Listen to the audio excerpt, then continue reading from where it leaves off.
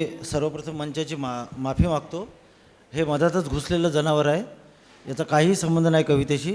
आणि वराडी रचना सादर करणार होतो, पण माझ्या सहकाऱ्यांनी म्हटलं की तुझी जी आवडती कविता आहे तीच तू सादर कर. प्रेम म्हणजे प्रेम म्हणजे प्रेम असतं एका कवीने लिहून ठेवलेलं आहे. त्या कवितेचं विडंबन मी करण्याचा प्रयत्न केला आहे. तर आदरणीय माने सर, आपण नुकतेच आले आहात, त्यामुळे मी ही कविता स्पेशली आपल्यासाठी सादर करत आहे. लग्ना अगोदर असलेलं प्रेम आणि लग्नानंतर झालेला बदल हा या कवितेतून मांडण्याचा मी प्रयत्न केला आहे. प्रेम म्हणजे प्रेम असतं, तुमचं आणि आमचं अगदी सेम असतं. प्रेम म्हणजे प्रेम असतं, तुमचं आणि आमचं अगदी सेम असतं. लग्ना अगोदर लावलेला नेम, त्यानंतर वाजलेला गेम असतं. प्रेम म्हणजे प्रेम असतं, तुमचं आणि आमचं अगदी सेम असतं.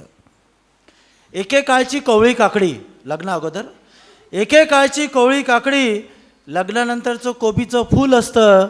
प्रेम म्हणजे प्रेम असतं, तुमचं आणि आमचं अगदी सेम असतं. लग्ना अगोदर माणूस खूप तारीफ करतो बायकोची. क्या खूब लगती हो पासून, लग्ना अगोदर माणूस बायकोला म्हणतो क्या खूब लगती है पासून ते क्या हुआ तेरा वादापर्यंत झालेलं बदल असतं.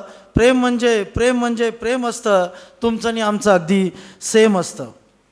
तेव्हाची प्रत्येक दिवसाची आठवणीने दिलेली गिफ्ट्स, तेव्हाची प्रत्येक दिवसाची आठवणीने दिलेली गिफ्ट्स आणि नंतर विसरलेला लग्नाचा वाढदिवस असतं. प्रेम म्हणजे प्रेम असतं, तुमचं आणि आमचं अगदी सेम असतं.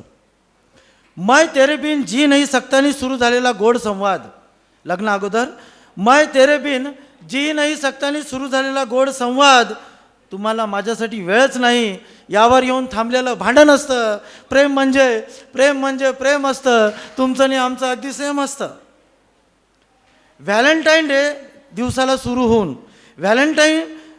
सुरू होऊन चिल्ड्रन्स डे सेलिब्रेट करणे म्हणजे प्रेम असतं. जानूचा पिंकीचा पप्पा होणे म्हणजे प्रेम असतं. याल्ट्रीच्या सुगंधापासून झेंडू बॉम्बचा वास सहन करणे म्हणजे प्रेम असतं. प्रेम म्हणजे प्रेम असतं, तुमचं आणि आमचं अगदी सेम असतं. शेवटी काही असलं तरी, म्हातारपणात कसंही असलं तरी, आयुष्याच्या संध्याकाळी काळजी घेणं म्हणजे प्रेम असतं. एकमेकाला समर्पित होणे म्हणजे प्रेम असतं, तुमचं आणि आमचं अगदी सेम असतं.